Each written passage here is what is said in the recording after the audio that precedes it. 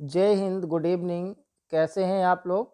मैं रजनीश राठौर स्वागत करता हूं आपके अपने YouTube channel Shri Balaji classes में। और आज की इस क्लास में हम डिस्कस करने वाले हैं फिजिक्स क्लास 12th के इलेक्ट्रॉनिक्स से कंप्लीट। यहाँ पर हमने वन लाइन क्वेश्चन मेंशन किए हैं और ये सभी क्वेश्चन आपके अनसोल्ड से लिए हैं हमने, जो बोर्ड परीक्षा में पूछे गए हैं।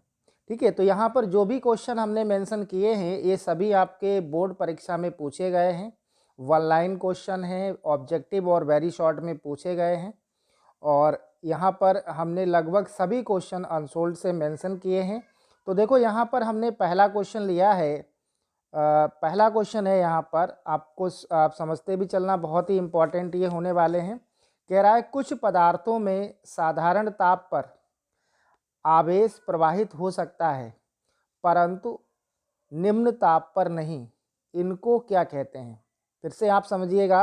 कह रहा है कुछ पदार्थों में साधारण ताप पर आवेश प्रवाहित हो सकता है परंतु निम्न या हम कहें बहुत निम्न ताप पर नहीं, तो इनको अर्धचालक कहते हैं। आप लोग ध्यान रखना, क्या कहते हैं इनको? अर्धचालक कहते हैं। नेक्स्ट क्वेश्चन यहाँ पर लिया है हमने, अर्धचालकों की चालकता। ये भी क्वेश्चन आपके बोर्ड परीक्षा में पूछा गया है, अनसोल्ड में आपको मिल जाएगा। अर्धचालकों की चालकता ताप बढ़ाने से बढ़ती है। ध्यान रखना आप, अर्धचालक कौन कौन से होते हैं? आपका जर्मेनियम हो गया, सिलिकॉन है, ये क्या है? सभी अर्धचालक हैं। तो यहाँ पर क्या है कि अर्धचालकों की चालकता ताप बढ़ाने से बढ़ती है। ठीक है। दूसरा पॉइंट यहाँ पर तीसरा हमने लिया है कि अर्धचालकों में वैद्युत चालन होता है। ध्यान रखना आप, ये भी क्वेश्चन आया हुआ है कि अर्धचालकों में जो वैद्युत चालन है वह इलेक्ट्रॉन और कोटर, कोटर को छिद्र भी बोल देते हैं, होल भी बोलते हैं, तो आप लोग नोट भी करते रहना। अर्धचालकों में जो वैद्युत चालन है वो इलेक्ट्रॉन और कोटर दोनों से होता है। कोटर को छिद्र भी बोल देते हैं और होल भी बोलते हैं। और नेक्स्ट यहाँ पर हम फोर्थ क्वेश्चन देखेंगे। कह रहा है सिलिकॉन, सिलिकॉन आप ध्यान रखना, इसको SI से दिखा देता है। ठीक है, सिलिकॉन एक अर्धचालक है। इसमें थोड़ा सा AS, आर्सेनिक हो जाएगा, थोड़ा सा AS मिलाने पर इसकी चालकता, ध्यान रखना, बढ़ जाती है। ठीक है, क्योंकि जब भी हम किसी अर्धचालक में, चाहे वो सिलिकॉन हो या जर्मेनियम हो, उसमें जब हम अशुद्धि मिलाते हैं या हम कहें कोई अपद्रव्य मिलाते हैं, ठीक है, तो उसकी चालकता क्या होती है? बढ़ जाती है। आप ये ध्यान रखना, इम्पॉर्टेंट रहेगा भाई। सिलिकॉन एक अर्धचालक है, इसमें थोड़ा सा AS का मतलब यहाँ पर अशुद्धि हो गई है, ठीक है, या अपद्रव्य हो गया, मिलाने पर इसकी चालकता बढ़ जाती है। अगला क्वेश्चन देखते हैं, क्वेश्चन नंबर 5। देखिएगा 5 है, कह रहा है शुद्ध जर्मेनियम या सिलिकॉन, GE ये जर्मेनियम हो जाएगा, SI आपका सिलिकॉन है। शुद्ध जर्मेनियम या सिलिकॉन में पंच संयोजी अपद्रव्य मिलाने पर चालन होता है। ध्यान रखना, किसके द्वारा होता है? फ्री इलेक्ट्रॉनों के द्वारा होता है, या आप इसको सिंपल लिख सकते हो इलेक्ट्रॉनों का, या इलेक्ट्रॉनों के द्वारा होता है। तो पंच संयोजकता मतलब हो गया पेंटावेलेंट इम्प्योरिटी। ठीक है, शुद्ध जर्मेनियम या सिलिकॉन में पेंटावेलेंट इम्प्योरिटी यानी कि अपद्रव्य या हम बोले अशुद्ध मिलाने पर जो चालन होता है, ठीक है, वो इलेक्ट्रॉनों के द्वारा होता है। और एक चीज़ और आप ध्यान रखना कि जब हम पेंटावेलेंट इम्प्योरिटी मिलाते हैं, ठीक है, तो यहाँ पर आपसे ये भी पूछ सकता है कि आवेश वाहक कौन होंगे? तो फ्री इलेक्ट्रॉन्स होते हैं या इलेक्ट्रॉन्स होते हैं। अगला देखते हैं, कह रहा है शुद्ध जर्मेनियम या सिलिकॉन। ठीक है, ये हमने ऑब्लिक है, ये ऑब्लिक का साइन है, ध्यान रखना आप। शुद्ध जर्मेनियम या सिलिकॉन में 3 संयोजी यानी कि 3 संयोजकता वाला अपद्रव्य यानी कि अशुद्धि मिलाने पर जो चालन होता है वो कोटरों के द्वारा होता है। कोटर को छिद्र भी बोलते हैं और होल भी बोलते हैं। नेक्स्ट यहाँ पर कह रहा है कि एन टाइप अर्धचालक बनाने के लिए शुद्ध SI या GE, ध्यान रखना SI भी बोल सकता है, GE भी बोल सकता है, क्योंकि दोनों ये क्या हैं, शुद्ध अर्धचालक हैं। तो एन टाइप अर्धचालक बनाने के लिए शुद्ध सिलिकॉन या जर्मेनियम में जो अपद्रव्य मिलाया जाता है वह है, तो आप ध्यान रखना तीनों में से अगर ऑब्जेक्टिव में आ सकता है तो ये तीनों में से कोई सा भी ऑप्शन हो सकता है, इसलिए आप तीनों ध्यान रखना, आर्सेनिक, एंटीमनी या फास्फोरस। ठीक है, इनमें से अगर हम कोई भी अशुद्धि मिला देंगे अर्धचालक में तो हमें एन टाइप सेमीकंडक्टर प्राप्त होता है। तो क्वेश्चन यही था कि एन टाइप अर्धचालक बनाने के लिए शुद्ध जर्मेनियम या सिलिकॉन में जो अपद्रव्य मिलाया जाता है वह है, तो तीनों आप ध्यान रखना, आर्सेनिक, एंटीमनी और फास्फोरस। तो आप इसको अच्छे से नोट करके रखना भाई, क्योंकि ज़्यादातर क्वेश्चन बैंक में एक ही इसमें से दिया होगा, ज़्यादातर आर्सेनिक दिया होता है। ठीक है, अगर ऑप्शन में आपको आर्सेनिक नहीं मिला तो फिर या तो एंटीमनी होगा या फिर फास्फोरस होगा। ठीक है, और इनकी अगर संयोजकता पूछता है तो इनकी 5 होती है। ठीक है, कितनी होती है, 5 होती है। नेक्स्ट देखिएगा, पी टाइप अर्धचालक बनाने के लिए शुद्ध जर्मेनियम या सिलिकॉन में जो अपद्रव्य मिलाया जाता है वह है एल्युमिनियम हो जाएगा, बोरान, गैलियम और इंडियम। तो आप तीनों ध्यान रखेंगे। पी टाइप अर्धचालक बनाने के लिए शुद्ध जर्मेनियम या सिलिकॉन में जो अशुद्धि मिलाई जाती है वह कौन सी है, एल्युमिनियम, बोरान, गैलियम या इंडियम। ठीक है, ये चारों आपको ध्यान रखना है। ठीक है, एल्युमिनियम अगर आपको ऑप्शन में नहीं मिलता है तो आप बोरान हो सकता है या गैलियम हो सकता है या इंडियम हो सकता है। लिखने के लिए अगर आता है तो इनमें से आप कोई सा भी लिख सकते हैं, तो ये इंपॉर्टेंट रहेगा। देखिएगा अगला क्वेश्चन हम लोग देखते हैं भाई। देखो नेक्स्ट क्वेश्चन हमने लिया है 9 होगा, कह रहा है जर्मेनियम डायोड का विभव या प्राचीर विभव लगभग होता है। प्राचीर विभव ये आपका पोटेंशियल बैरियर होता है। ठीक है, तो जर्मेनियम यानी कि जी क्या हमने आपको बताया है जर्मेनियम है, जर्मेनियम डायोड का प्राचीर विभव 0.3 वोल्ट होता है। और नेक्स्ट है क्वेश्चन नंबर 10, SI यानी कि सिलिकॉन, SI डायोड में संधि विभव का मान होता है, यानी कि सिलिकॉन डायोड में संधि विभव का मान होता है, तो आप ध्यान रखना 0.6 वोल्ट होता है। आप लोग एक चीज़ ये ध्यान रखना कि ये सभी क्वेश्चन आपके बोर्ड के परीक्षा में पूछे गए, सब हमने अनसोल्ड से मेंशन किए हैं। कुछ क्वेश्चन यहाँ पर मुझे इम्पोर्टेंट लग रहे थे कि आ सकते हैं, उनको भी हमने यहाँ पर मेंशन किया है, लेकिन मोस्टली यहाँ पर जो क्वेश्चन है आपके बार बार रिपीट भी हुए हैं, अनसोल्ड में पूछे गए हैं। आप अनसोल्ड में जब देखेंगे तो ये सभी क्वेश्चन आपको मिलने वाले हैं, इससे बाहर आपको नहीं मिलेगा। तो आप लोग एक बार कमेंट कर दीजिएगा कि अगर आपको क्लास कैसा लग रहा है, सब चीज़ें समझ में आ रही हैं, वॉइस क्लियर आ रही है, तो आप लोग कमेंट करते रहिए। ठीक है, देखिएगा क्लास को शेयर कर दो एक बार अपने सभी फ्रेंडों में। नेक्स्ट है ताप बढ़ाने पर अर्धचालक की चालकता पर क्या प्रभाव पड़ता है, क्वेश्चन मार्क, प्रतिरोध पर। ठीक है, तो यहाँ दो चीज़ें पूछी हैं कि ताप बढ़ाने पर अर्धचालक की चालकता पर क्या प्रभाव पड़ता है और प्रतिरोध पर क्या प्रभाव पड़ता है। तो देखो चालकता वाला तो अभी हमने पीछे बताया भी था, तो आप ध्यान रखना कि ताप बढ़ाने पर अर्धचालक की जो चालकता है वह बढ़ जाती है और प्रतिरोध घट जाता है। ध्यान रखना भाई, इंपॉर्टेंट है, ये भी पूछा गया है। ताप बढ़ाने पर अर्धचालक यानी सेमीकंडक्टर की जो चालकता है वह बढ़ जाती है और प्रतिरोध घटता है। ठीक है, नेक्स्ट क्वेश्चन यहाँ पर हम लोग देखते हैं, क्वेश्चन नंबर 12 होगा, कह रहा है ऐसे दो पदार्थों के नाम बताइए जिनकी प्रतिरोधकता ताप बढ़ाने पर घटती है। कह रहा है ऐसे दो पदार्थों के नाम बताइए जिनकी प्रतिरोधकता ताप बढ़ाने पर घटती है। तो आप ध्यान रखना, जर्मेनियम तथा सिलिकॉन। और दोनों क्या हैं भाई, ये सेमीकंडक्टर हैं, अर्धचालक हैं, जर्मेनियम तथा सिलिकॉन। ठीक है, चलो अगला क्वेश्चन देखते हैं। क्वेश्चन नंबर 13 देखिएगा।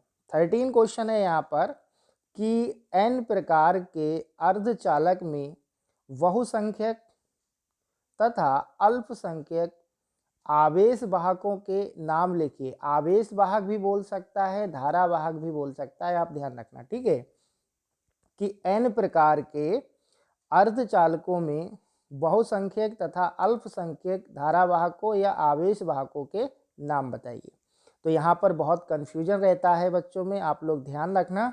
अगर एन टाइप सेमीकंडक्टर की बात कर रहा है तो बहुसंख्यक जो आवेश वाहक होंगे वो आपके मुक्त इलेक्ट्रॉन होते हैं, फ्री इलेक्ट्रॉन्स होते हैं।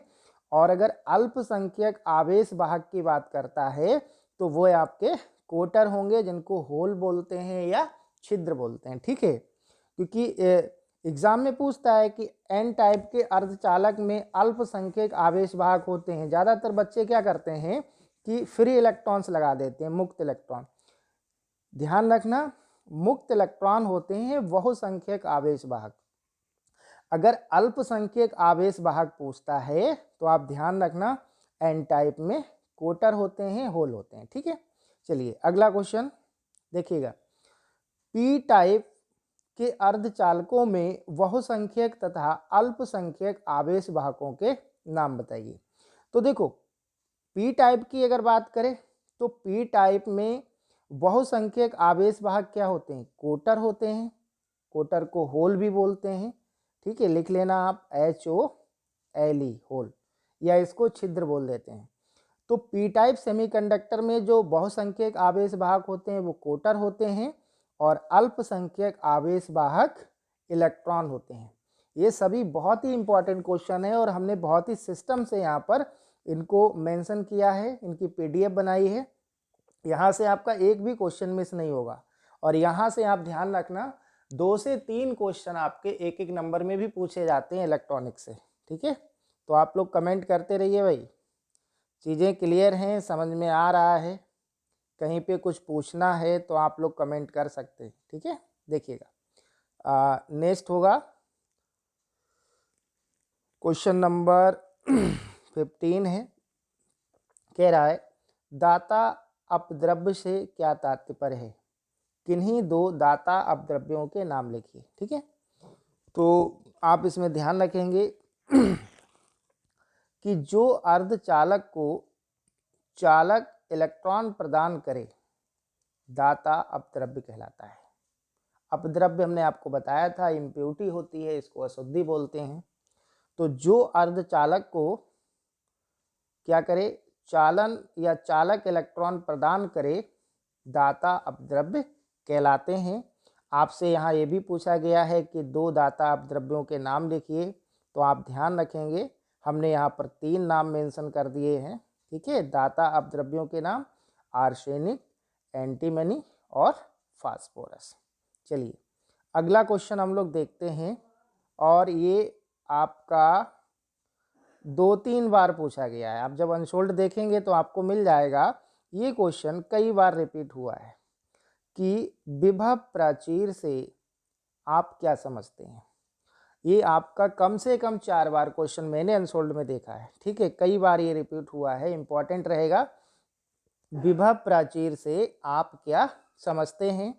तो आप यहाँ पर ध्यान रखेंगे, पीएन संधि के दोनों ओर बनी अवक्षय परत के सिरों के बीच उत्पन्न विभवांतर को विभव प्राचीर कहते हैं। ध्यान रखना आप लोग, क्या कह रहा है, पीएन संधि, पीएन जंक्शन डायोड पढ़ा होगा आपने।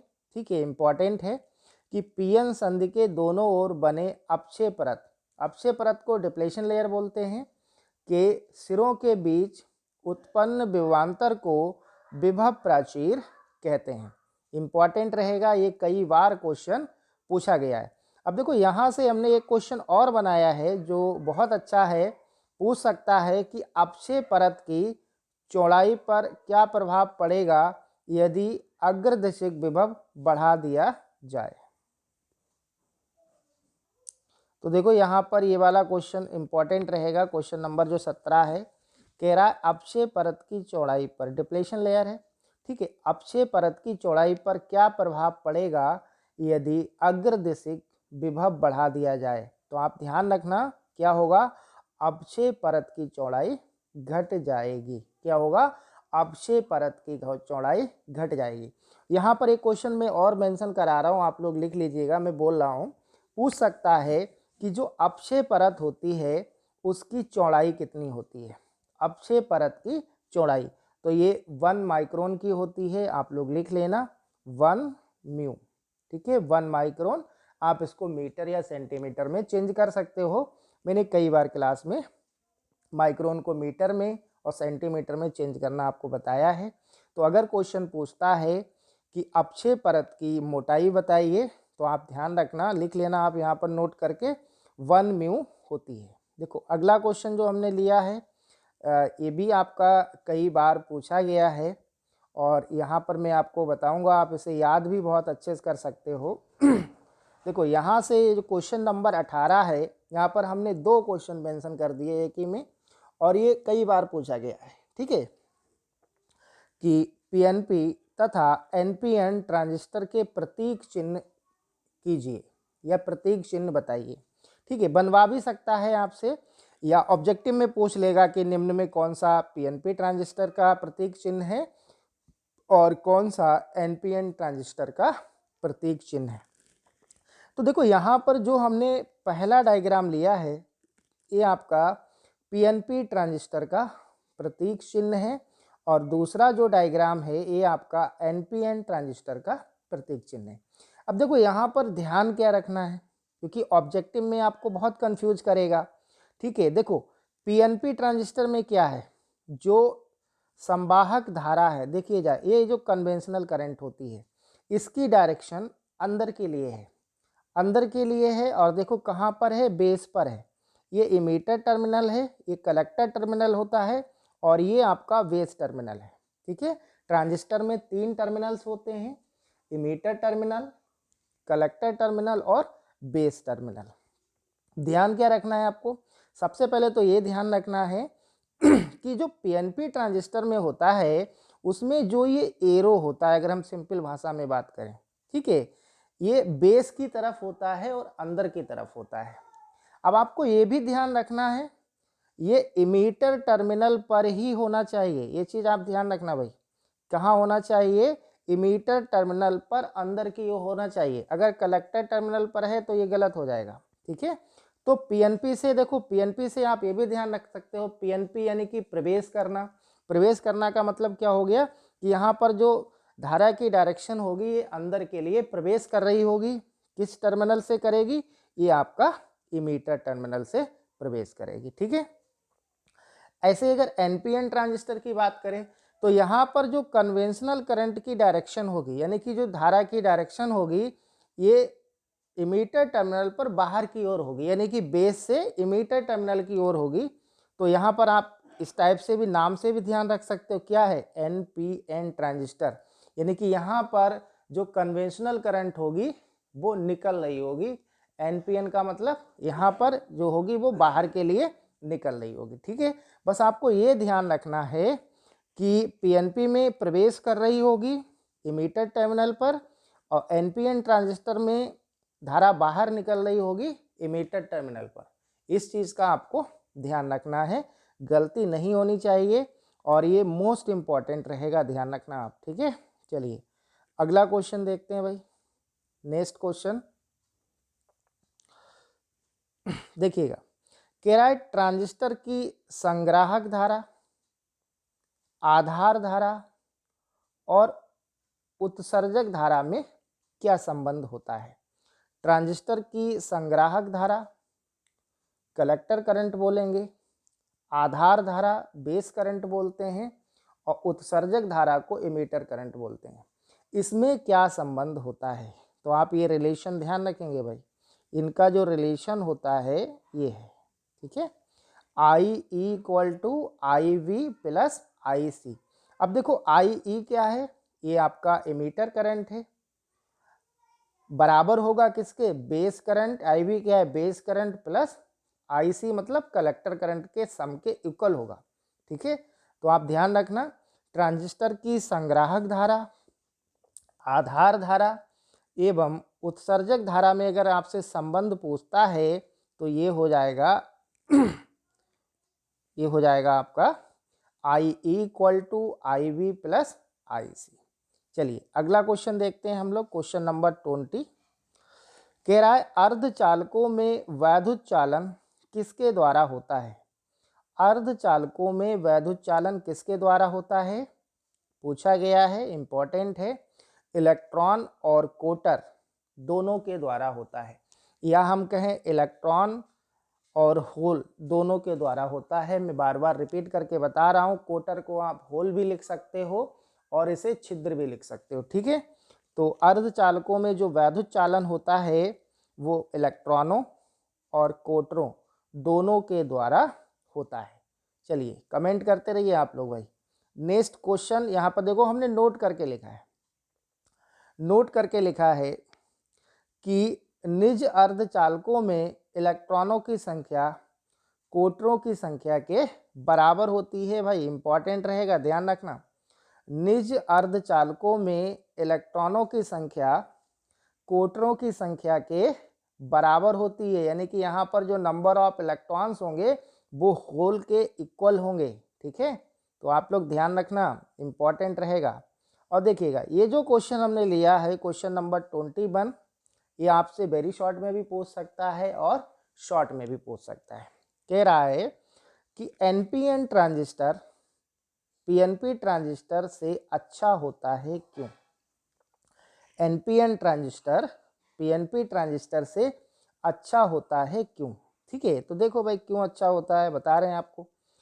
एनपीएन ट्रांजिस्टर में आवेश वाहक इलेक्ट्रॉन होते हैं और पीएनपी ट्रांजिस्टर में आवेश वाहक कोटर होते हैं। ये तो हमें मालूम है, हम पीछे पढ़ चुके हैं, हमें याद करने की भी जरूरत नहीं है, अभी हमने पीछे पढ़ा है कि एनपीएन ट्रांजिस्टर में आवेश वाहक इलेक्ट्रॉन्स होते हैं और पीएनपी ट्रांजिस्टर में आवेश वाहक कोटर होते हैं। और इलेक्ट्रॉन जो होते हैं ये आप सही करके लिख लेना, यहाँ पर कोटर होगा। ठीक है, इलेक्ट्रॉन कोटरों की तुलना में अधिक रिएक्टिव होते हैं। ठीक है, यहाँ पर कोटर होगा, ये लिख लेना आप लोग। इलेक्ट्रॉन कोटरों की तुलना में अधिक रिएक्टिव होते हैं, इसीलिए एनपीएन ट्रांजिस्टर पीएनपी ट्रांजिस्टर से अच्छे होते हैं। बढ़िया क्वेश्चन है, शॉर्ट में भी पूछ लेते हैं ये और वेरी शॉर्ट में भी पूछ सकते हैं। ठीक है, तो एनपीएन ट्रांजिस्टर में ध्यान रखना आवेश वाहक इलेक्ट्रॉन्स होते हैं। ध्यान रखना भाई आप, एनपीएन ट्रांजिस्टर में आवेश वाहक इलेक्ट्रॉन्स होते हैं, पीएनपी ट्रांजिस्टर में आवेश वाहक कोटर होते हैं। क्योंकि इलेक्ट्रॉन कोटरों की तुलना में अधिक रिएक्टिव होते हैं, इसीलिए एनपीएन ट्रांजिस्टर पीएनपी ट्रांजिस्टर से अच्छे होते हैं। अगला क्वेश्चन हम लोग देखते हैं भाई। अगला क्वेश्चन, क्वेश्चन नंबर 22, ये भी आपका शॉर्ट में भी आ सकता है और आपका वेरी शॉर्ट में भी पूछ सकता है। देखो बढ़िया क्वेश्चन है, अच्छा क्वेश्चन है भाई। कह रहा है क्वेश्चन नंबर 22, क्या दो पीएन तथा एनपी जंक्शन को जोड़कर, इसको संधि भी बोल सकता है। ठीक है, क्या दो पीएन तथा एनपी संधि को जोड़कर पीएनपी ट्रांजिस्टर बनाया जा सकता है। या देखो इसको इस टाइप से भी पूछ सकता है, ट्रांजिस्टर का आधार पतला क्यों होता है। इंपॉर्टेंट है ये क्वेश्चन, दोनों प्रकार से पूछ सकता है कि क्या दो पीएन तथा एनपी संधि को जोड़कर पीएनपी ट्रांजिस्टर बनाया जा सकता है। या इसको देखो दूसरा क्वेश्चन हमने बनाया है कि ट्रांजिस्टर का आधार पतला क्यों होता है। बढ़िया क्वेश्चन है, इंपॉर्टेंट है। देखिएगा, देखो दो पीएन तथा एनपी जंक्शन को जोड़कर पीएनपी ट्रांजिस्टर नहीं बनाया जा सकता। क्योंकि इस दशा में आधार मोटा हो जाएगा। ट्रांजिस्टर में 3 टर्मिनल होते हैं, इमीटर, बेस और कलेक्टर। बेस का मतलब आधार, आधार मोटा हो जाएगा। ठीक है, तो 2 पीएन तथा एनपी जंक्शन को जोड़कर पीएनपी ट्रांजिस्टर नहीं बनाया जा सकता, क्योंकि इस कंडीशन में आधार मोटा हो जाता है और आधार मोटा होने पर उत्सर्जक से चलने वाले आवेश वाहक आधार में ही डिफ्यूज हो जाएंगे और संग्राहक यानी कलेक्टर पर कोई भी आउटपुट प्राप्त नहीं होगा। ठीक है, तो इसीलिए हम पीएनपी ट्रांजिस्टर भी नहीं बना सकते और इसीलिए हम लोग इसका आधार पतला रखते हैं, क्योंकि अगर आधार पतला रखेंगे तो इमीटर से चलने वाले जो आवेश वाहक हैं वो बेस में डिफ्यूज नहीं होंगे और कलेक्टर करंट पर हमें आउटपुट के रूप में प्राप्त होंगे। ठीक है, तो बढ़िया क्वेश्चन है। चलो अगला क्वेश्चन देखते हैं, क्वेश्चन नंबर 24 ये होगा आपका क्वेश्चन नंबर 24। देखिएगा, कह रहा है ट्रांजिस्टर एक लो पावर डिवाइस क्यों होता है। ट्रांजिस्टर एक लो पावर डिवाइस क्यों होता है, तो देखो इसका एक आंसर हो जाएगा, क्योंकि ट्रांजिस्टर में कोई फिलामेंट नहीं होता है। आपसे पूछता है कि ट्रांजिस्टर एक लो पावर डिवाइस क्यों है, तो आप ध्यान रखना, क्योंकि ट्रांजिस्टर में कोई फिलामेंट नहीं होता है, और जब फिलामेंट नहीं है तो हीटिंग पावर की भी आवश्यकता नहीं होगी। ठीक है, क्योंकि ट्रांजिस्टर में कोई फिलामेंट नहीं होता है जिससे हीटिंग पावर की आवश्यकता नहीं होती है, अर्थात ट्रांजिस्टर में बहुत कम पावर में ही आवेश वाहक गति करने लगते हैं, इसीलिए ट्रांजिस्टर को लो पावर डिवाइस या युक्ति कहा जाता है।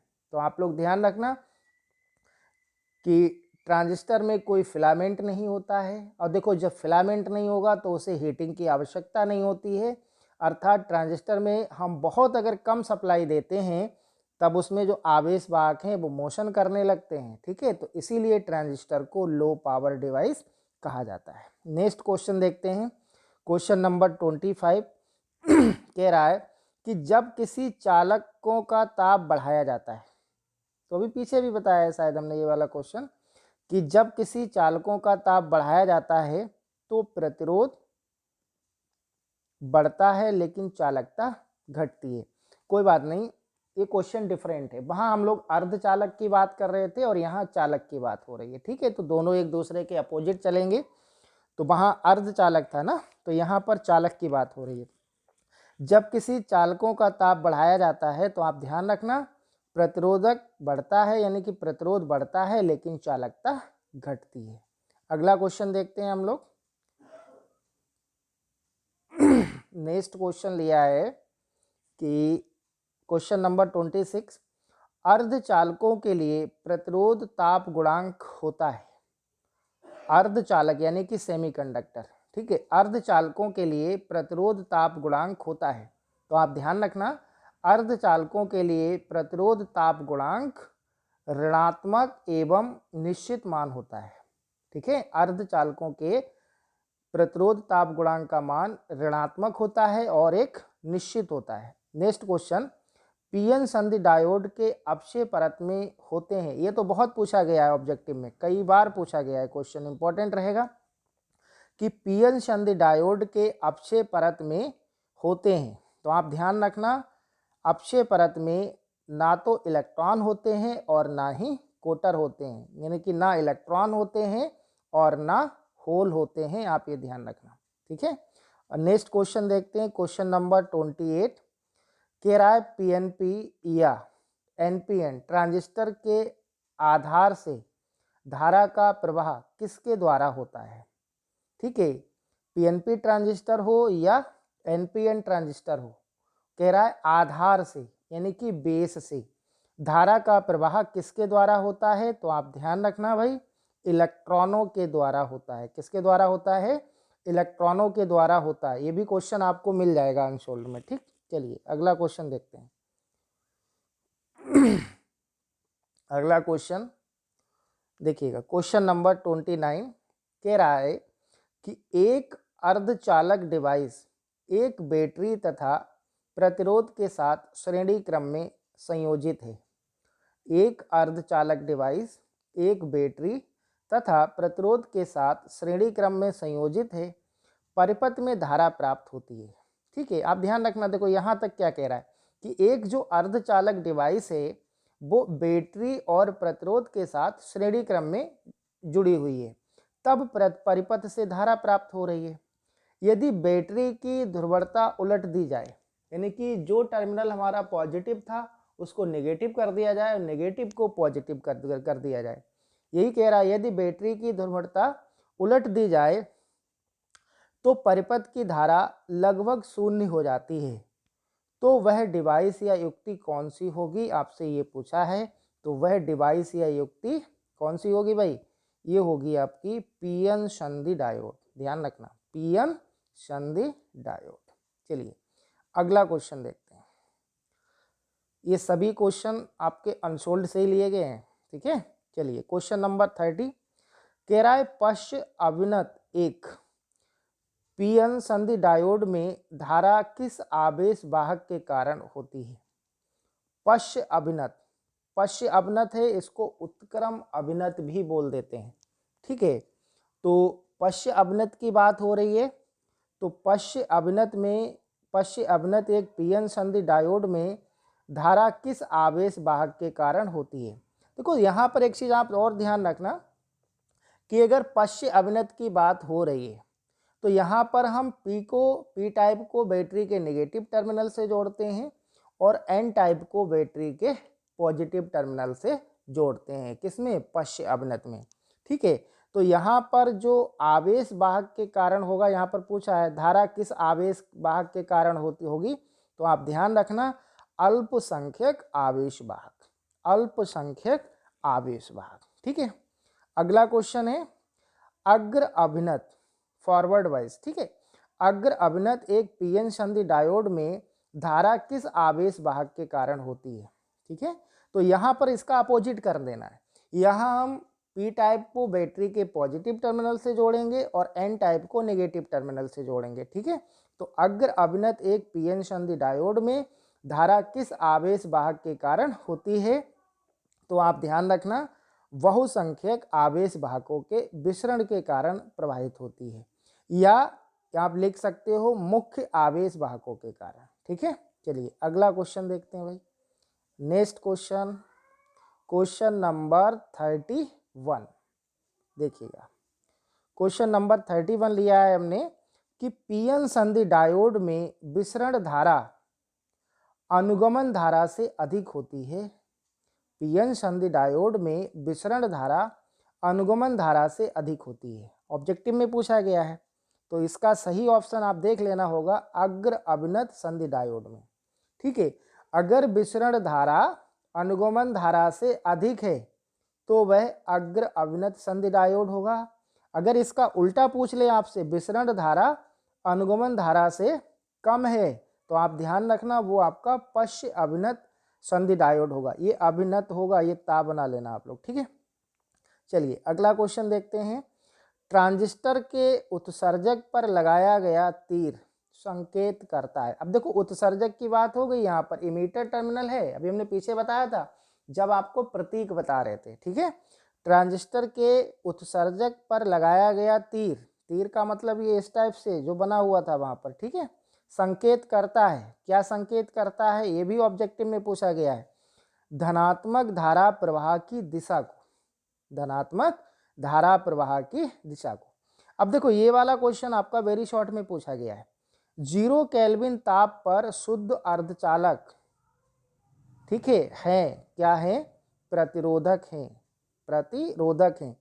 0 केल्विन ताप पर शुद्ध अर्धचालक प्रतिरोधक है। अब देखो यहाँ पर जो अगला क्वेश्चन है ये बहुत अच्छा क्वेश्चन है। यहाँ पर आपसे ऑब्जेक्टिव में पूछा गया है, लेकिन यहाँ से क्वेश्चन आपका मिस ना हो तो यहाँ पर हमने 2 चीज़ें और मेंशन कर दी हैं, ठीक है। और आप लोग जरा इसको नोट भी करते रहना, अभी हम अगर कुछ बताते हैं तो आप लोग नोट भी करते रहना। देखो क्वेश्चन नंबर 34 कह रहा है चालन एवं संयोजी बैंडों की ऊर्जाओं में अंतर। ऊर्जाओं में अंतर की बात यहाँ पर वर्जित ऊर्जा अंतराल है। चालन बैंड, ठीक है, चालन बैंड की बात हो रही है, चालन बैंड को कंडक्शन बैंड बोलते हैं, और संयोजी बैंड की बात हो रही है, इसको वैलेंस बैंड बोलते हैं। ठीक है, वैलेंस बैंड। और ऊर्जाओं में अंतर है, इसको वर्जित ऊर्जा अंतराल बोलते हैं, यानी कि फॉरबिडन एनर्जी गैप। ठीक है, तो फिलहाल आप समझिएगा इस क्वेश्चन में क्या है, कह रहा है चालन एवं संयोजी बैंडों की ऊर्जाओं में अंतर। ठीक है, तो देखो यहाँ पर आप ध्यान रखना, मैंने 3 पॉइंट बना दिए हैं, चौथा नहीं बनेगा। ठीक है, क्योंकि इन्हीं में से क्वेश्चन पूछ सकता है। ये जो क्वेश्चन हमने बनाया यही पूछा गया है। ठीक है, लेकिन यहाँ पर वो अलग टाइप से भी पूछ सकता है, तो यहाँ से क्वेश्चन अब आपका बाहर नहीं जाएगा। कुचालक या अचालक। अब देखो, कुचालक या अचालक, इनको इंसुलेटर बोलते हैं। तो कुचालक या अचालक में जो ऊर्जाओं में जो अंतर होगा, दोनों बैंडों के बीच वर्जित ऊर्जा अंतराल होगा, फॉरबिडन एनर्जी गैप, वो सबसे अधिक होता है। यानी कि वैलेंस बैंड और कंडक्शन बैंड के बीच का जो पार्ट होता है उसको ऊर्जा अंतराल बोलते हैं, फॉरबिडन एनर्जी गैप, वो सबसे ज़्यादा होता है। किसमें? अचालक में। अचालक है बेटा, ये जरा सही करके लिख लेना। ठीक है, अचालक। ठीक है, कुचालक या अचालक, इसको इंसुलेटर बोलते हैं। ठीक है, कुचालक या अचालक में जो ऊर्जा अंतराल होता है वैलेंस बैंड और कंडक्शन बैंड के बीच, वो सबसे ज़्यादा होता है। देखो मैं यहाँ पर डायग्राम से समझा रहा हूँ आपको, देखिएगा इस टाइप से ई। ठीक है, ये आपका वैलेंस बैंड होता है और ये कंडक्शन बैंड होता है। बैलेंस बैंड यानी कि इसको संयोजी बैंड बोलते हैं, और सीबी का मतलब कंडक्शन बैंड, इसको चालन बैंड बोलते हैं। इनके बीच का ये जो पार्ट है, ठीक है, ये अचालक में यानी कि इंसुलेटर में सबसे ज़्यादा होता है, इसीलिए अचालक में धारा का प्रवाह नहीं होता है। दूसरा है कुचालक या चालक। कुचालक या चालक में अगर हम बात करें, ये जो बीच का जो एनर्जी गैप है ये वाला, ये बिल्कुल नहीं होता है। ठीक है, बिल्कुल भी नहीं होता है, या हम कहें सबसे कम होता है। कितना होता है भाई? सबसे कम होता है। और कितना होता है? ये होता है लगभग 0.07 इलेक्ट्रॉन वोल्ट। ठीक है, ये क्या करते हैं, एक दूसरे के ऊपर ओवरलैपिंग करते हैं इस टाइप से। ये हो गया, ये मान लो बैलेंस बैंड है और ये कंडक्शन बैंड है। ठीक है, तो ये एक दूसरे के ऊपर ओवरलैपिंग करते हैं। तो आप लोग यहाँ पर नोट करके लिखते रहना। चलो मैं पहले वाले को रिपीट कर रहा हूँ। कुचालक या अचालक में जो वर्जित ऊर्जा अंतराल होता है वो सबसे अधिक होता है, इसलिए इसमें धारा का प्रवाह नहीं होता है। कितना होता है तो आप ध्यान रखना, इसमें लगभग 16 इलेक्ट्रॉन वोल्ट होता है।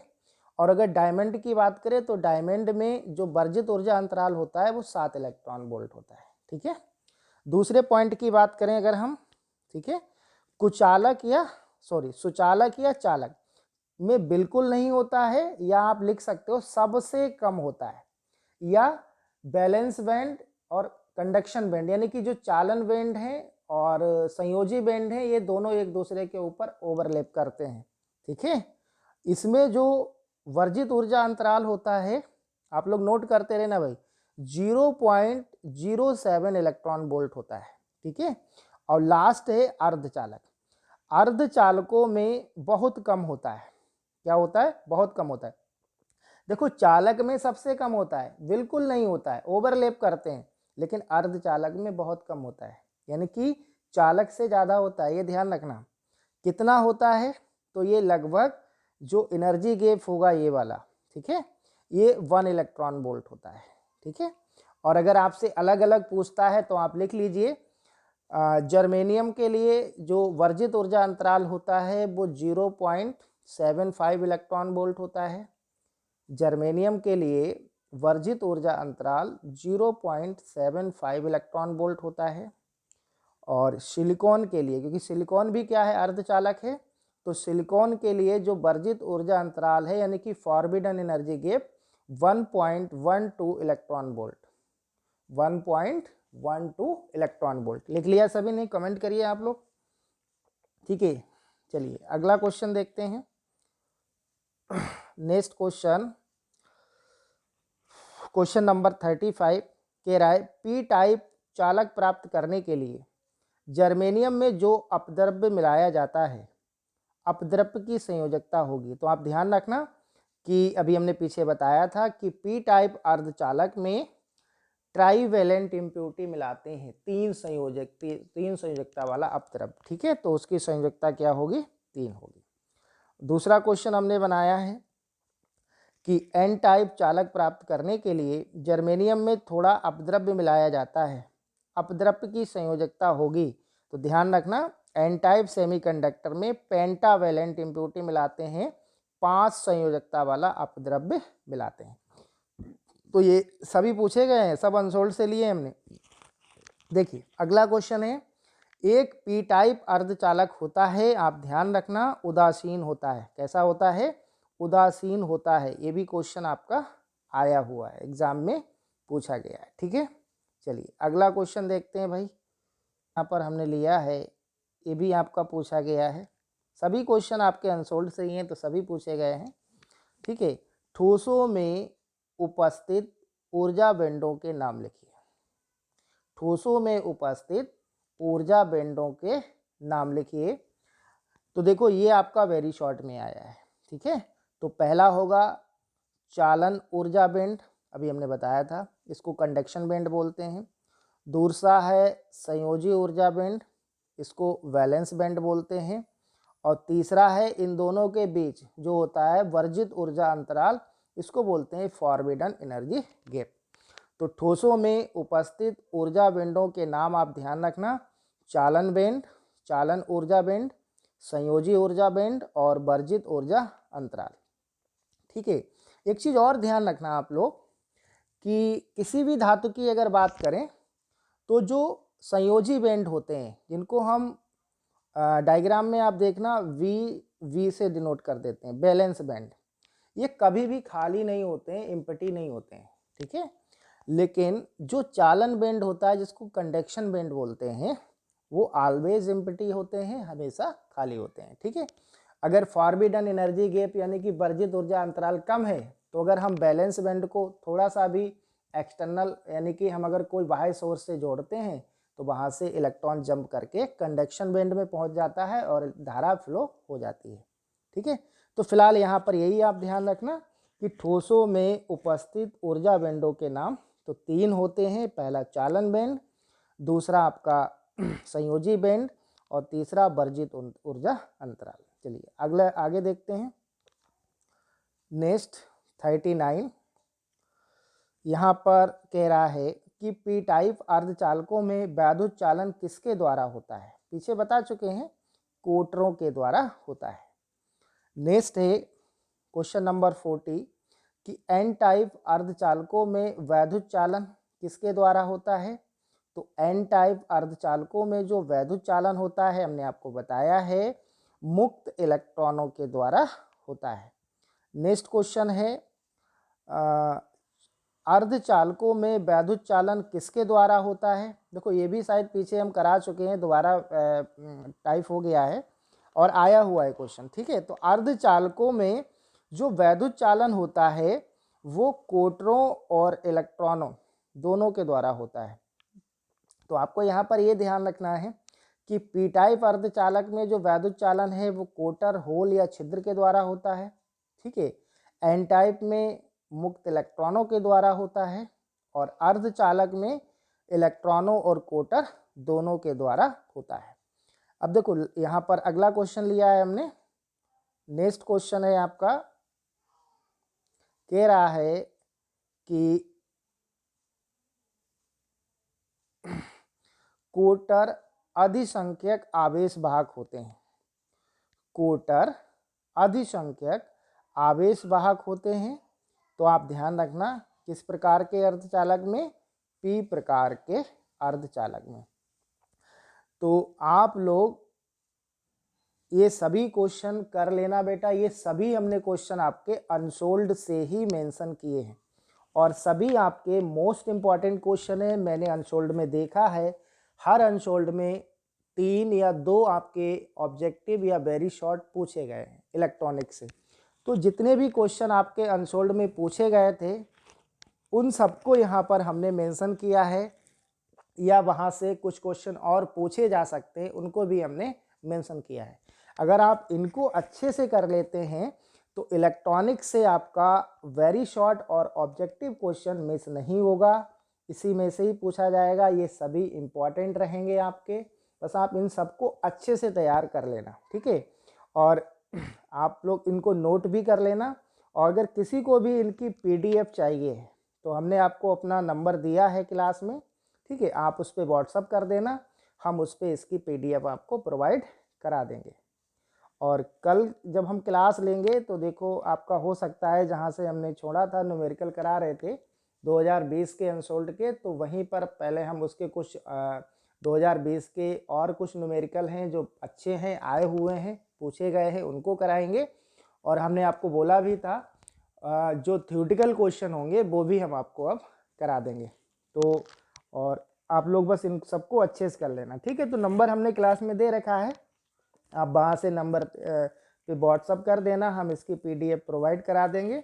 तो आपको ये लिखना नहीं पड़ेगा, ठीक, आप उसका प्रिंट निकाल सकते हो। तो क्लास कैसा लगा आप लोग ज़रूर कमेंट करिएगा, और अपने सभी फ्रेंडों में इसको शेयर कर देना एक बार, ठीक है। कल हम लोग कोशिश करेंगे कि जो न्यूमेरिकल हम बोर्ड पे आपको करा रहे थे, ठीक है, कराएंगे। चलिए आज की क्लास में बस इतना ही। जय हिंद।